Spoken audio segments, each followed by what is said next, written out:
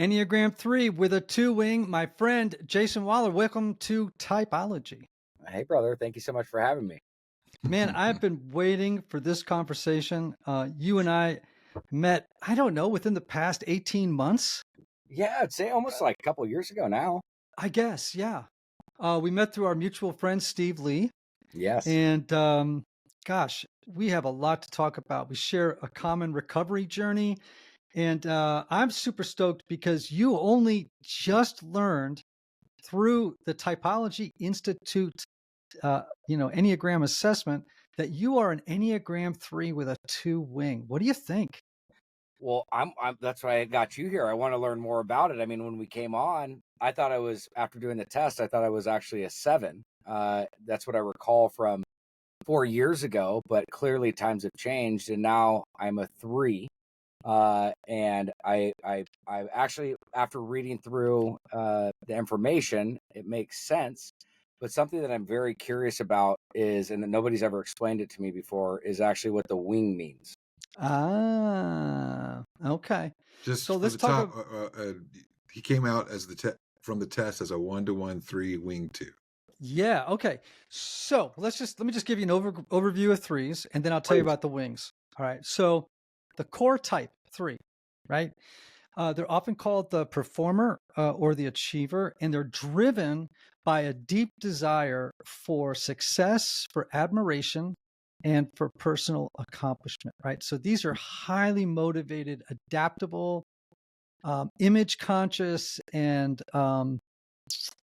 goal setting and productivity minded people, right?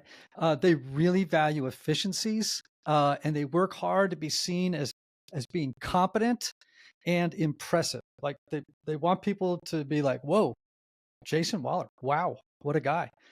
At their best, when they're really healthy in their personality, the Enneagram 3s are inspiring, they're authentic, and they're more community minded, and they're able to uplift others through their confidence and their charisma and their drive. When Okay. they're not doing well, when they're at their worst, they can become overly focused on external validation. So, in other words, seeming becomes more important than being. Does that Okay. make sense? It does. Like it's about the mask. It's the mask of being impressive. It's they can be chameleon-esque when they're not very healthy, right? Okay. And they when they're not doing well, they struggle with sort of feelings of worthlessness if they don't achieve or appear successful to other people. So, in short, Enneagram 3s have a profound need to succeed, to appear successful to others, and to avoid failure almost at all costs. Their basic fear is of being worthless, and their basic desire is to feel valuable and worthwhile. So how does that all ring for you? Let's just start there. First of all, that's incredible. I have a quick question I want to ask though. Have Yeah. you seen what typically drives an Enneagram 3 to go off course? It depends on what you mean by off course.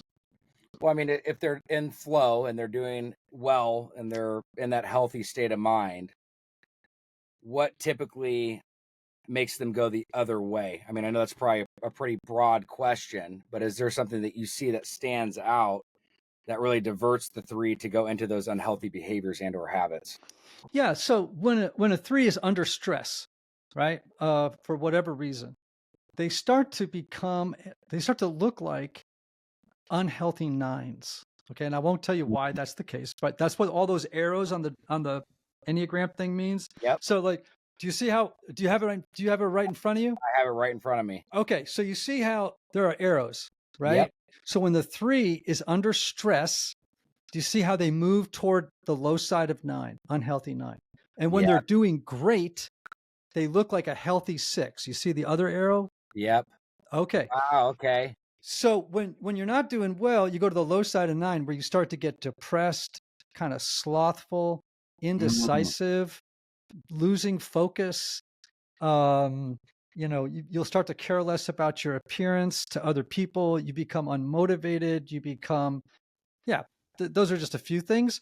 And when you're doing great, you go to the high side of 6, and there you become less of a lone wolf looking out for your own success, and you become more of, how do I make everybody a success? How can I help others achieve success instead of being so focused on my own personal success, among other things, right?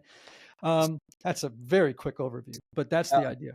It's so fascinating to see that. And I mean, everything that you were stating, I remember when I was a young kid, even at like 4 or 5 years old, I don't know if it had to do with me being the youngest child of four, but I was always just very motivated, very self-driven.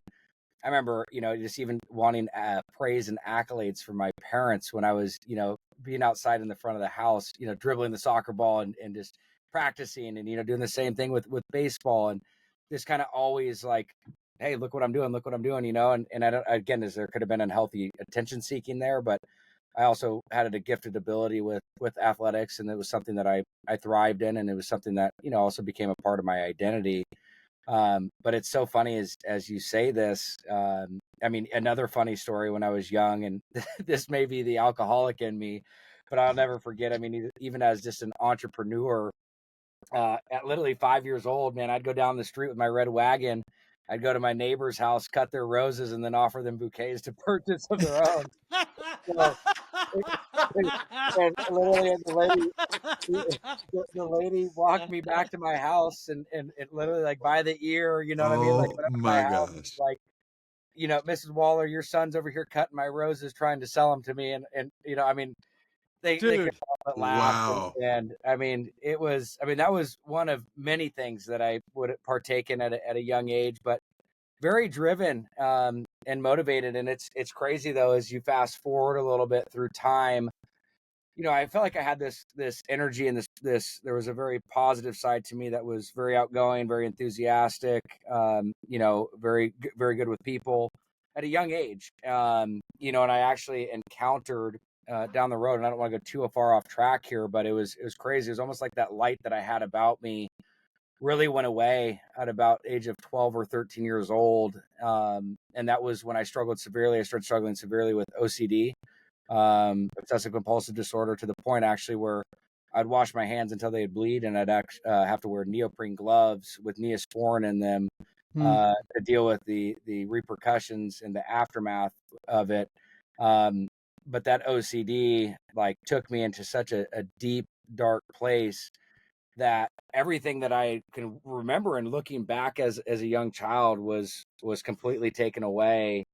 And again, saw psychiatrists, saw therapists, had amazing support system within my family, was put on medication, helped mitigate the symptoms, but never really, did the deep work and came to the core underlying issue. And then that's what, ended up starting me on the track with addiction. But it's just crazy looking at all this stuff, because as you were explaining the pros and cons, yeah, I can obviously identify with that immediately in my current life, but I also can even go all the way back to when I was a young kid. And as I've had more sobriety time, more and more memories and stuff start to come up by the grace of God with that. And it's just crazy to see how true that was throughout my history of my life these last 38 years, and so it just really ties into that. And the way I take, and that's where I know it was a very broad statement, and or question that I'd asked about, the threes going into the negative state and where that is. But it's just like, I can relate that so much for me when I'm actively in recovery and working a program and doing what I need to do on a daily basis, versus deviating and falling off of that, how I can quickly turn to that other side. And a lot of that is heavily influenced from, like you were saying, stress, right? I mean, and just being overwhelmed, and being able to function and operate at the highest level is so imperative for me to have, structure, and consistency really creates safety for me. And so I've learned that, like, it's when I have that structure, consistency, my life tends to flourish. And when I don't have that in place, it tends to deviate off course. And it's happened, multiple times throughout my life. But it's just so funny how you say it from the breakdown of this, and just how much it correlates with my story. Yeah. You asked before we started, like, what's the difference between a 3-wing 2 and a 3-wing 4? And just to help you out with that, right? So here's what wings do. You have 2 wings, and it's always the two numbers adjacent to yours on the Enneagram. So if you look at the Enneagram, you'll see that there's a 2 and a 4 on either side of your number. Yep. Okay. So you have both wings, but one of them is dominant. Okay. It has more influence than the other. So you are always a 3. Okay. But you are seasoned and colored by many of the characteristic strengths and challenges of an Enneagram 2, the helper. So let me just describe a 3 with a 2. Okay. So what the 2 does to a 3 is it kind of brings this warmth, this sociability, and a really strong desire to be liked. Okay. And these 3s tend to be a little bit more charming, extroverted, outgoing, and they're very relational. Okay. So an Enneagram 3, remember, they're very focused on success and the appearance of success. And for this 3 with a 2, it's success through relationships. So they often use strong interpersonal skills to achieve success. So they're incredible networkers. They're incredible mentors or leaders who thrive on connection with other people. They tend to be more adaptable and giving than a 3 with a 4 wing. But like a 3 with a 4 wing, although a little bit more than a 3 with a 4th wing, actually, they may shapeshift to meet other people's needs. Okay. And they can become overly focused on gaining approval. Right. So they can become overly people pleasing or manipulative in their pursuit of validation and admiration. Make sense? That's so crazy. Well, that's why I entered into Al-Anon for the people pleasing. No way. Yep. So, tell people what Al-Anon is, because a lot of our folks won't know.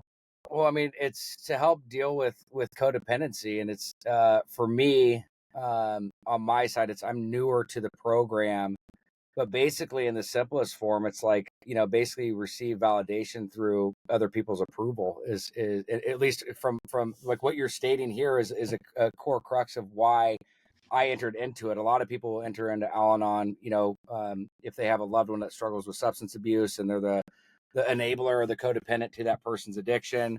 And for me though, I do have a lot of people around me that struggle with addiction within my family. So I would qualify from that perspective. But for me, after doing a deep dive and some deep work, a mutual friend kind of called out, like after, just took 5 years of sobriety. He's like, hey, I think it'd be a really good idea for you to take a look at entering into Al-Anon when it comes to, the people pleasing and learning to say no and really setting boundaries for yourself. And so for me, that's something that I really needed to take into heart and to look at. And the more that I've taken care of myself, I can see some of those negative effects that I have, or those character defects that really are robbing me the greatest opportunity of growth within myself. And at the end of the day, what I'm taking away in these early stages, I'm very open about it. I'm on step 2 right now as we're going through the process. But as I'm going through and participating in this, it's so apparent that at the end of the day, we don't have the power to change anybody or anything. The only thing that we have the power to do is influence change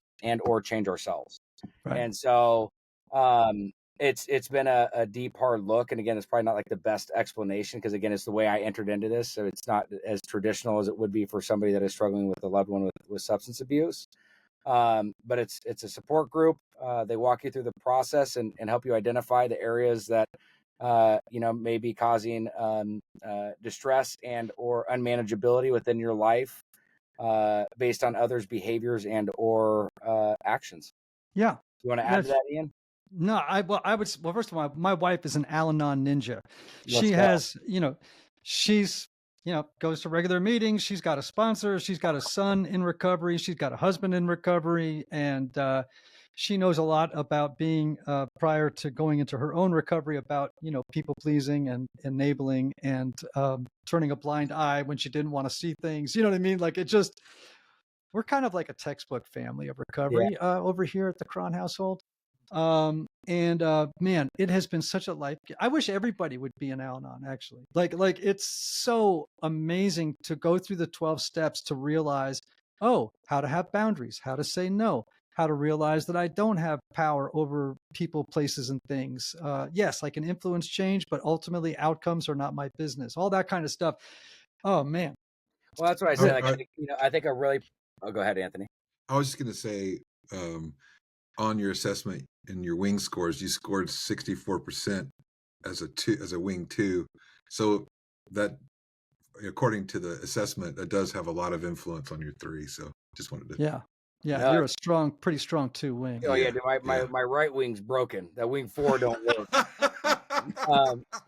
But no, I think just like looking at that, I just wanted to add like a codependent, and again is because I think this is really important, for people to understand, because wherever there's an alcoholic or an addict, there's a codependent, and sometimes they're just as sick, if not sicker. And I think it's really important for people to understand the role that they can play within that. And I think a codependent too, like more maybe speaking to myself with what I'm going through with it, is a codependent is one whose well-being or emotional state is based on how someone else is doing / feeling. I think that's like a pretty good. I actually took a note of that I wanted to define. But yeah, it's so interesting to hear how all this comes into play. And it's so funny because it just is validation, and it's it just brings clarity to where I'm at in my life with the work that I'm doing on myself, and just kind of how this test or this assessment is able to so clearly break down the areas of quality and that are beneficial and that help you grow and have success, and how it can pinpoint really the areas of deficit or default when you're not in a healthy state of mind. And it's interesting if you're looking, like if you're on the beam, you know what I mean, and you're doing well, kind of how these things can really add value in your life and how you can be successful in what it is that you're doing versus you deviate and get off course where it can take you. And I don't know, it's just really fascinating to me. I mean, I've never had somebody break it down. Like even when I did it in the past, it was just like I did it and I read it and it's like, okay, I kind of understand it, but not to the complexity or as clear as you've broken it down. It just makes it fascinating to me, and it creates a lot of question and wonder on how to best support. So I guess one of my questions would be for you is, based on the number that you have, what is the best way to go about diving into and or helping you fulfill your fullest potential? Yeah. Well, it's a very I think the cool thing about the Enneagram is it reveals, and I'll tell you, it's really helpful on the journey of recovery. Like I'm always telling people, if it's appropriate, you should really get your sponsees to do an Enneagram test, and you should just read about what's going on under the hood of their lives. Like it just gives incredible insights. Incredible insights. So, for example, I have a sponsee who's a 7, and 7s are the enthusiasts. You know about them. Yep. And I know right off the bat that one of the things he doesn't want to feel is any kind of pain. And every time there's pain, he wants to run towards some intense experience or towards, fun or adventure or travel. Or I'm like, so I can actually spot when he's starting to go off the rails a little bit. And because I know that a 7, when they're not doing well, goes to the low side of 1, I can spot when he's in stress. And maybe potentially heading toward a slip or a relapse.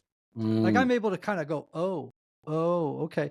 And just be able to ask good questions in the moment, just because I know his Enneagram type. And he has found it incredibly useful. That's powerful. I mean, because I always say what's predictable is preventable, right? And I mean, so if you have that knowledge and the understanding of what's there. Oh, I love that. Anthony, did you hear that? Yeah. Say that again. That's like, say it again. What is predictable is preventable. And I don't know where you guys are on this. And even when I say that, again, as medical people, and I mean, everybody has kind of their opinion of this, because I also, with that being said, I do not think relapse is necessarily a part of recovery. I think it's a lack thereof. And what I mean by that, and again, you're talking to a guy that's relapsed so many dang times, right? But I look at when I originally got sober, July 23rd, 2010, and acquired multiple years of sobriety. And I ended up relapsing. But if I look back and see the areas where I started to deviate and to fall off, I mean, stop working with my sponsor, stop going to meetings, stop seeing my therapist, stopped attending church, all the things that I had done to get me to where I was at, I stopped doing. And so for me, in my journey and in my story, I know how important those things are and how high of a priority they have to take in my life because of where it can take me when I fall off.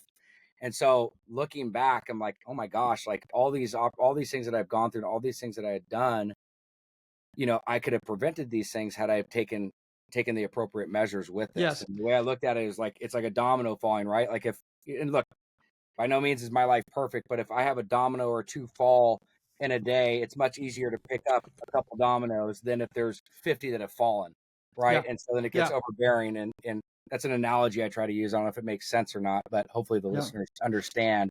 Yeah. But I'd be curious as what your thoughts are on that. I love what you just said. I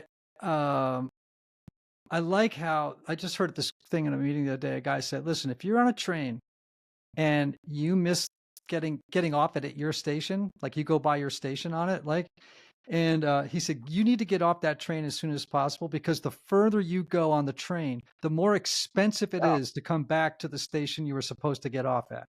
Do you know what I mean? Yeah. And that's what happens in recovery.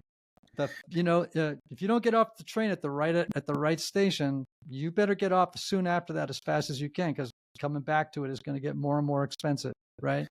It's so true. And that's the part about being just very open, honest, and transparent. The thing that killed me when I'd relapsed was the lack of willingness to get completely open and honest, surrender, be in a place of being willing to take guidance and direction again. My own ego got in the way of all of those things. And so I love the analogy of the train, though. I mean, it's so true.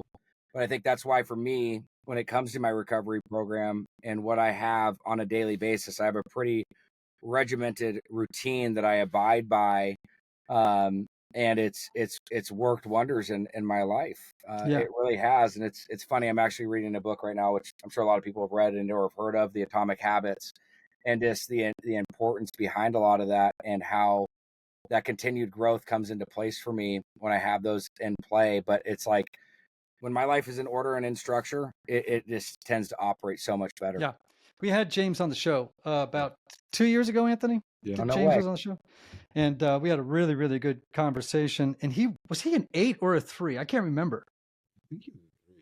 Yeah, I think you're right. I think he's a 3. Can I say one more thing about I just want to highlight a couple of these things because of walking through sort of the type that Jason is in real time here, and because he's taken the test. You scored equally as a 2 and a 3, but it was definitive that you were a 3 with the strong wing 2, which is like the things that you're talking about, and the codependency. That's what the reason I highlighted that is because even what you described as a codependent can be the 2's challenge. And I was just thinking, because you are a 3, and because you know how to present, and because you can charm, it's like that would be something I would think you'd have to watch out as a recovery, because you can present what they need to see so that you can protect yourself. Yeah, let me give you a story, Jason. I've told this on the show before, but I don't care because it's a great story, and it's actually really particular to you, and you will understand this. So Let's go.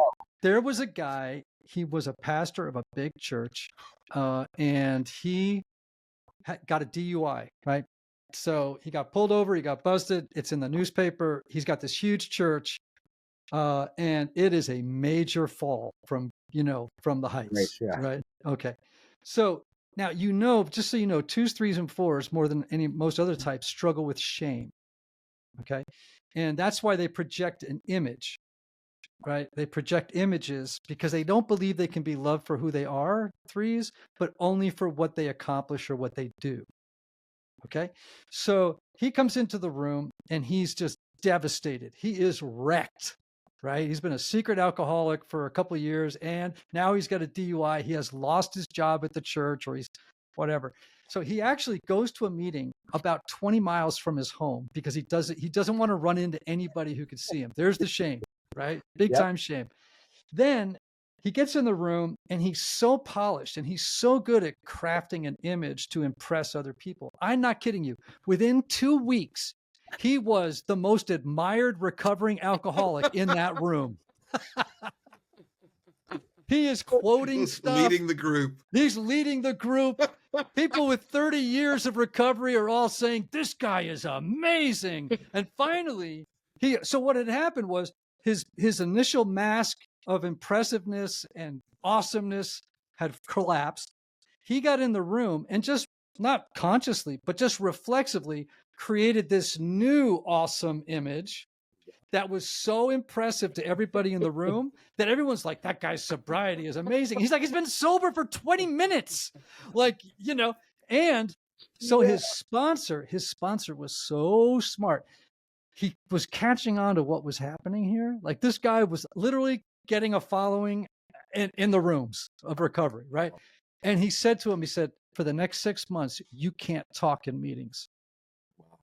He said, you just got to shut up and sit there and listen.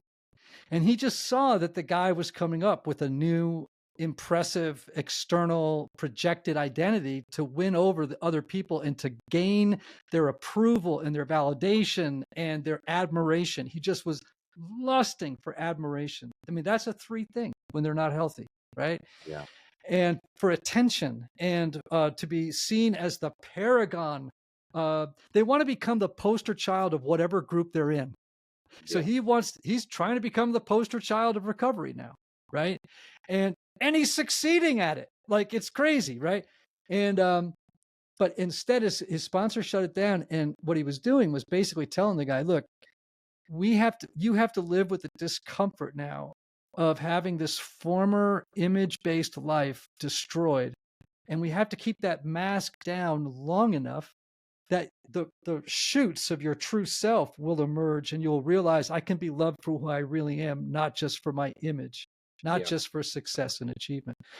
It was an amazing moment for me. We have another great, I'll say it really quickly, story with Maddie Jackson, Alan Jackson's daughter. Yeah. She lost her first husband, and she was aware enough of her sort of 3-ness to know that, because she wanted to write a book, but she knew she needed to sit on it for a season and not just maximize the opportunity, and that she had the tragedy, but created an opportunity. And she sort of self-checked herself, said, no, I got to wait a season before I do this. Yeah.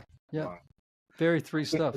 I can give you the summarization of an unhealthy 3. It sounds like an overinflated ego with an underestimated sense of self-worth. Yeah. Well, yeah, exactly. So, listen, a lot of 3s rely on the external validation of others and achievement to buttress their self-worth, their self-esteem, right?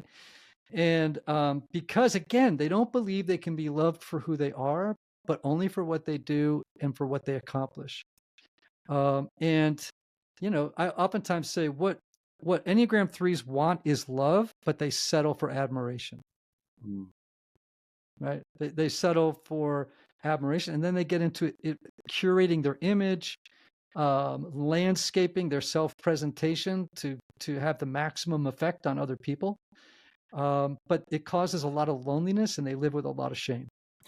If you're dealing with an unhealthy 3, for all your listeners who out there that are 3s that may be in this state of mind that you're talking about, is there any suggestions or tools or resources that you could advise for them to help get out of that state of mind? And again, I know it's probably a broad question because it's contingent on the circumstances and things like that, but is there quick tips that can be provided? Yeah. One of the things that 3s have to learn to do is how to be a human being versus a human doing. So spending time on developing the capacity for just getting in touch with who they truly are behind the masks, going on a journey of self-discovery to get in touch with that. And all of that sounds very unappealing. Listen to an Enneagram 3, right? Like they're like, wait a minute, I got a lot to do. Like, I'm all about goals. I'm all about productivity. I'm all about crushing it. I'm all about getting stuff done. I've been lauded and praised for that my whole life. That's where my self-worth comes from. And now you're telling me to focus on how to be? That sounds really woo-woo and really like not going to be a win for me. And yet that is the journey of learning that they are beloved for who they are, not for what they do, and not for their image, and how to live in the world. That we talk about that the deadly sin, every type has a deadly sin, right? And the deadly sin for 3s is deceit. And what we mean by that is that the threes are constantly projecting so many images to wow and impress and to win the validation of others that they eventually deceive themselves into thinking, oh, I am those masks, when they're not. They're just projections, right? Wow. And so they have to learn to move toward what we call the virtue of authentic selfhood, becoming authentic, becoming real. And whatever helps that journey along is what they have to do. So, for a guy in recovery like yourself, I mean, one of the things I love about our program of recovery is that the 12 steps in our meetings, man, few things will help you learn how to get real faster than having a really bad problem with an addiction. I mean, just, whoa. So crazy that you say that. I'll just, on my, me and my wife do this little podcast where we talk just about our journey, me being the alcoholic and addict and her being, the codependent and what it was like going through that. And I just shared, one of the most beautiful gifts about sobriety was for me to get to know who I really am, what it is I like, what I like to do, who, it was just the discovery of self at the deepest level. And it's so funny to kind of tie this full circle now. Is that kid that I told you that lost that ambition and that drive at 11, I really feel has resurfaced and come back in these last couple of years. I mean, even, like I said, I just took 5 years in December, but those first couple of years again was a lot of getting through the smoke, if you will, and then coming out. But like this time around, the work that went into self was huge, and to be in a place of identifying like the greatest gift of sobriety was to truly know who I am again, and to find that peace and that happiness that's the biggest reward that I've received from all of this. Well, and isn't that why we oftentimes hear in meetings, like someone will say, oh, I'm a grateful recovering alcoholic, or I'm a grateful recovering addict, or overeater, or whatever your thing is, right? It's because, okay, so I had to go through a really hard season, but what I got from recovery, from hitting that bottom, and then what I learned in recovery was well worth the price of admission for me. Like I'm just grateful actually now. I had a friend say something the other day, blew my mind. Are you ready, Anthony? This is a good one. He said to me, Ian, a day comes, or a day will come, when you will love the thing that you wish most hadn't happened to you. And I'm like, dude, say that again.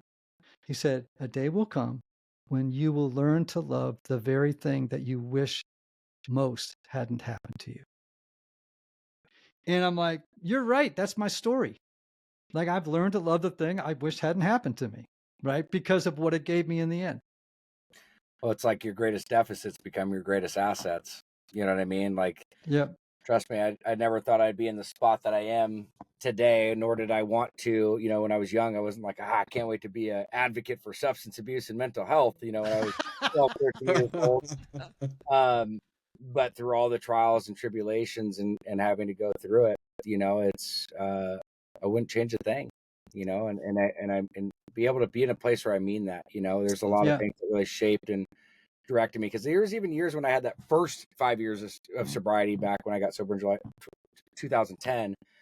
There's like, there's a lot of things I would have changed, and I wouldn't have done this or I wouldn't have done that, and like there's a lot of shame and stuff that was associated with that. But man, is without that pain, there would have been no growth, and that's where the true benefit came. So I have a friend of mine, and he's actually a super wise person, and he's been in a program of recovery for probably 30 or 40 years. And he says that he used to think of his addiction as the enemy.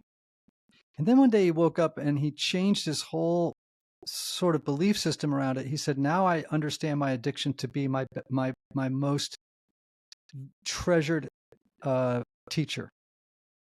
Like my addiction is my teacher. Right. And as you were saying that, though, it's almost like if you take some of those addictive tendencies, and again, not from a healthy perspective, but you can also translate it to be something that's very beneficial for you. Tell me more. I think when you look at, the amount of time and energy that we used to put into using, I'll say for myself, it was a 24/7 thing. we often hear when you're drinking, it's not even being able to focus on the drink that you have at hand. It's where, the drink you're getting 3 hours on the road. And then from there, if you're putting other things in there, whether it's booger sugar or different types of pills or whatever it may be. Did you just call cocaine booger sugar? Somebody's got to do it, man. Whatever. Never heard it. That's Glad to know hilarious. about it now. Yeah. But whatever it may be, and it's just like, man, and and so it's being able to take that time and energy and effort that I used to put into my substances towards things that are quality and a benefit, whether it's my family, whether it's my relationship with the Lord, whether it's whatever it may be.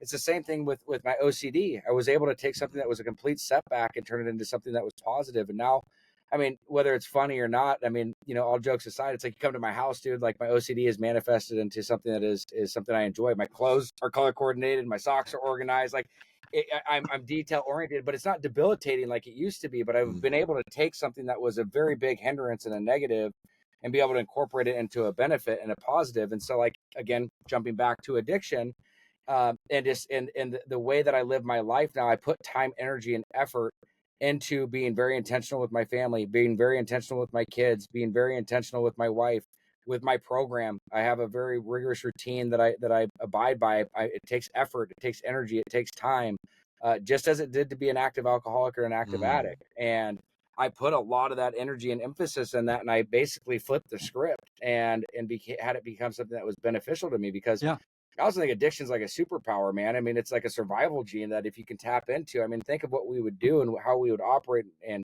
to get what we needed to get. But if we could use that for the good, a lot of great can come out of that. And again, it's with appropriate balance and stuff like that, because, anything of too much, I think could be unhealthy. Even the things that we see as positive in life, and it's, I don't know, it's been something that's been incredible to see how it's like, if I were to look in the rearview mirror and reflect on my journey and just my prioritization and the things that are important to me, and what alcohol, just what my addiction and alcoholism is allowed me to change in my life. I mean, I'm forever grateful. It's interesting. You brought up two things I want to just highlight, and then I want to jump into some more Enneagram stuff with you. So I was always laughing. I was telling someone the other day, I said, do you want to meet an alcoholic? I said, do you want to go to a place where you could meet 30 alcoholics in one shot? And they're like, sure, tell me where. I go to a climbing gym. All right, just go to a climbing gym. And you're going to see a bunch of young guys who are all buff, like they've been working out a ton. They're just taut. They are cut and they're working out. And I said, because what they've done is that, for number one, it's intense. It gives them adrenaline, right? And they have transferred all the energy that they were investing in drinking or drugging. Now they've invested the same energy, turned all those energies toward exercise and sort of high risk activities, which is better than what they were doing before. So I never say to them, stop doing that too much, but eventually they have to get to a place where it's like, okay, dude, this is too much. Like, you are now climbing and exercising alcoholically. Like, it's too much. And we have to get you back to balance. But for now, let's just run with the climbing. That's fine. Until you get a year under your belt, I can live with you doing that, Well, but you bring up I just wanted to interject real quick, or just a thought that came to mind too. And I think it's so important for people to understand, especially that are new in recovery. Your brain produces more potent chemicals than heroin, right? I mean, you just got to let it work, right? And so it's engaging and being a part of activities like the natural highs of life, whether you hit a good golf shot, you catch a perfect wave, whatever it is that you love participating in. But those endorphins and the serotonin, I mean, the dopamine that is released in those things, I mean, again, it can have such a positive effect on your life. And so when you're talking about these rock climbing and different things, like, I also think it's been so instilled, at least when I was young, like the only way to have fun or to be able to go and enjoy life was associated with partying and being out. And it's like, dude, it's the complete opposite. I mean, to maintain and sustain a long lasting high is actually done naturally. Yeah. And like I said, until it becomes like just another kind of addictive behavior, right? And like I said, I'm okay with that kind of, like, if you're giving up drinking or drugs or overeating or whatever, and this is where you're going to transfer your energy in the short term, I'm all in favor of it. Eventually, you're going to have to realize that maybe you're overdoing it and pull back so it's more in balance. Yeah. But I wrote this new book, The Fix, right? Which is about the 12 steps. Oh, nice. So I talk about, did you ever read C.S. Lewis's The Great Divorce? I haven't. Oh, dude, you've got to read it. Ay, ay, ay. Okay, so in it, there's a guy, and he's in heaven, and he's a ghost, and he's talking with an angel, and he hasn't gotten into heaven yet, right? And he's sitting there, and this angel is trying to speak with him about what it would take for him to, cross over into heaven. And this guy has a demon on his shoulder. It's like a little miniature dragon, and it's like spitting sulfur and stuff. And this thing is like just attached to him, and it's whispering in his ear, "You cannot live without me. You can't live without me." And it's like a perfect metaphor for addiction. And the angel says to this guy, he says, let me kill it for you. And the guy's like, I can't let you kill it. Like, I need it. And the demons, the more the angel is saying to him, like, let me kill it, the demon is going, no, don't let him do that. You know what I mean? And eventually the guy gives in and says, okay, kill it.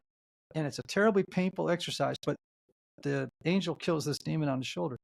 But here's the amazing thing. The demon, or the whatever we call it, transforms into this beautiful white horse. And the guy now is no longer a ghost, but a full human being. And he jumps up onto the horse and rides off laughing into the hills. And so there's this incredible analogy of where something that was killing us, something that told us we couldn't live without it, when we allow God to kill it, and the steps for us is a way, not the only way, but a way for that to happen, right? Can become a glorious steed on which we now move off into the world, doing wonderful things. And that's what you were just describing. Yeah. Wow. That's incredible. Yeah. It's a great story. Perfect. And you can read it in my book. Please do. Okay. Now here's the next thing I want to ask you about. So in the fix, I talk about this idea, and this is not new to you, but it is to a lot of my readers, right? That, you didn't have a drug problem or an alcohol problem. You had an alcohol solution. Yeah, you had a drug solution, right? Yeah. So what were you trying to solve through substances that you felt, man, this is the most efficient way for me to deal with X? What was it you were trying to solve? Well, first, I mean, I think there's a lot of power in understanding that drugs and alcohol were my solution, right? And when I removed those, I was left with what those emotional feelings, and I was left with self. And internally, I was dealing with a lot of shame, a lot of guilt, depression. I was dealing with, going back to some of the stuff from the Enneagram 3, is his image just never amounting to enough. And just really, it got to a place where I was just wanting to be comfortable in my own skin. And again, is alcohol, again, going back to when I was 12 years old, dealing with the OCD, and that medication and stuff helped mitigate those symptoms from what I was dealing with. But when I found alcohol a couple years later, man, it was like, who needed medication? And so it quieted the mind. It made me feel more, I was able to conversate better. At least I thought I was, ended up giving me an identity. It also gave me the ability to become what I thought was like the life of the party, even though I was out of control. It gave a false perception of something of me, so I didn't have to focus on those issues that I was dealing with.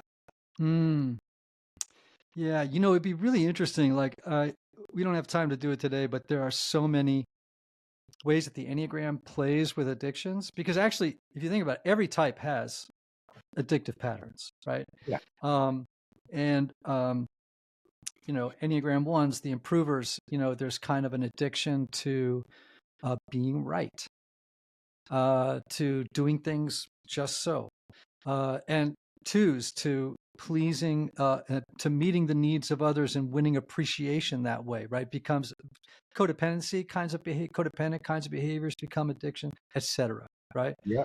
And what you're describing is a 3, almost to a T, in addiction, right? It's like, I could finally relax, the voice is quieted, and it helps you craft a whole new image in the world of being the guy, right? And until the solution, and the shame. And shame is a big thing, like I told you, for 2s, 3s, and 4s, right? It's shame is a very big theme in all of their lives. Well, And shame, the so, acronym I came up with for shame is self-hatred against my existence. oh, I heard another one the other day I like too, which is should have already mastered everything. Mm, I like that too, right? That that's feeling awesome. of like not enough, should have already mastered everything. Um, so I love that you just sort of articulated that how drugs and alcohol were a solution to your problem, and the problem was very three-ish, Yeah. right? In shape, in form, you know. And for other types, But it's almost, Ian, real quick, it's almost interesting that just as we think about this, it was like I was almost in a healthy state of a 3 up until I was 11. And then that diversion of what happened is going into the unhealthy state at such a young age. I lost sight, did not know how to deal with and or cope. And that's the turning point of the solution that I was able to pull onto. mm-hmm. I don't know if that makes sense. It was just kind of, it came to me. It was interesting to think about that, because I think there was the innocence in not having to, it's almost like, well, even to take it further is being the 3 and where I was at when the OCD came in, it almost robbed me of the ability to do the positive things that 3 could do. Mm. Does that make sense? Like it Yeah. almost, that OCD almost took all that away. Almost, if you were to look at it as like, that's my power, basically the OCD took that away, and I was kind of left with, because I couldn't focus on being, it was more of, now I'm dealing with this internal neurological obsessive thinking that was coming up. It almost kind of just robbed me of the way I was operating. I don't Mm-hmm. know. Just, it's making me think Did about this.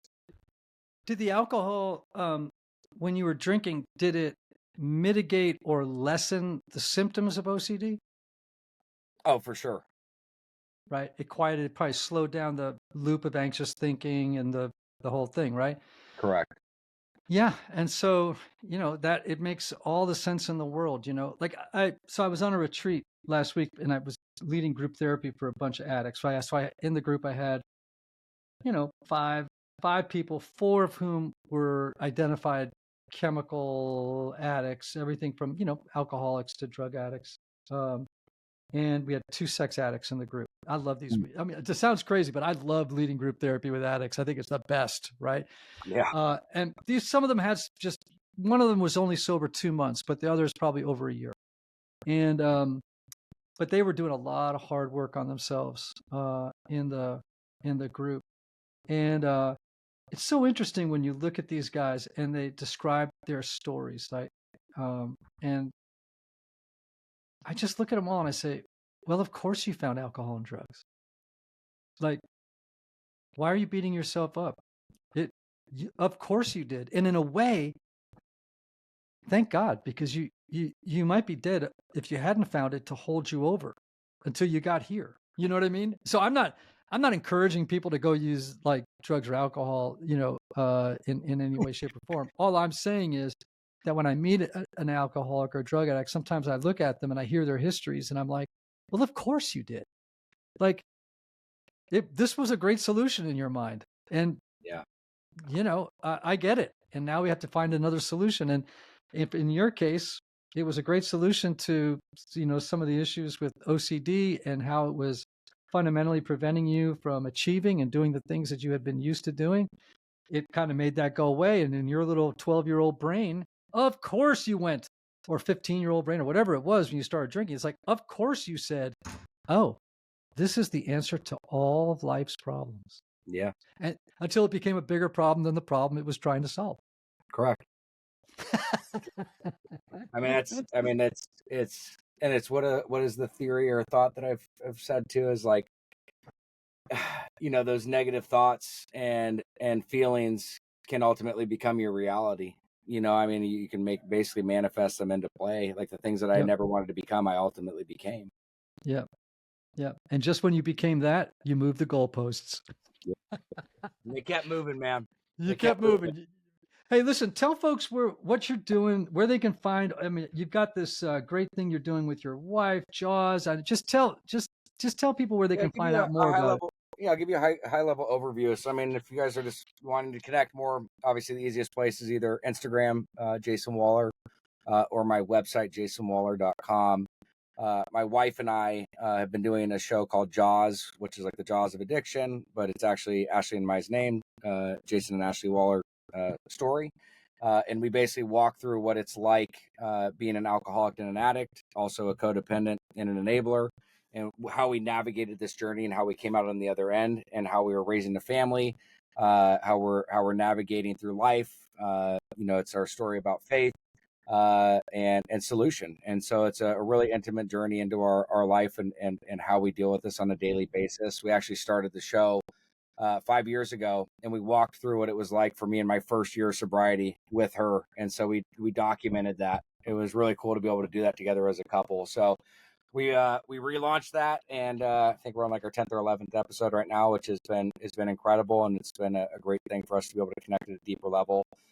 And then I've been working very closely with Dr. Daniel Amen at the Change Your Brain Foundation. We have some major initiatives and really trying to revolutionize the way that we look at brain health and mental health. And I mean, our mission is to end mental illness by creating a revolution in brain health. And how we're doing that is through research. We're doing that through scholarships, and we're doing that through education. And so we're really wanting to have the brain be looked at as regularly as any other organ in the body. If you think about it, psychiatry is one of the only medical professions that they don't look at the organ that they treat. And so we're wanting to change that narrative, and it's alarming, especially since there's so many people out there that struggle. I mean, whoever's alive today, half the population is going to deal with the mental health crisis and or breakdown. And we're trying to get in the front of that, as you guys know, as the younger population, and as the younger they're getting, it seems like the more affected that they are. And so trying to get in front of all of that to make a significant change. So if you want to learn more about the Change Your Brain Foundation, go to changeyourbrain.org. Nice. Well, Jason, I could keep going, man. I mean, I love this conversation, and I love, as you know, I love